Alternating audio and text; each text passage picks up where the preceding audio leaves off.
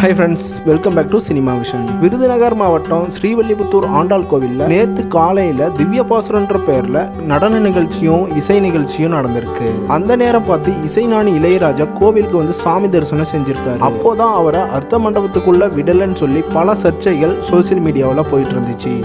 இதுக்கான உண்மையான காரணத்தை கோவில் நிர்வாகம், இந்து அறநிலைத்துறையும் இளையராஜாவும் ஓப்பனாக சொல்லியிருக்காங்க. கோவில் நிர்வாகம் மற்றும் இந்து அறநிலைத்துறை என்ன சொல்லியிருக்காங்கன்னா, அர்த்த மண்டபம் கோவில் கருவறை மாதிரி, அங்க அர்ச்சகருக்கும் மடாதிபதிகளுக்கு மட்டும்தான் அனுமதி அப்படின்னு சொல்லியிருக்காங்க. இசைஞானி இளையராஜா தவறுதலா உள்ள வந்துட்டாரு. இருந்தாலும் கோவில் நிர்வாகம், அர்ச்சகர்கள் எல்லாம் எடுத்து சொல்லியிருக்காங்க. அதனால இசைஞானி இளையராஜா வெளியே நின்று சுவாமி தரிசனம் செஞ்சிருக்காரு. இதுதான் நடந்துச்சு.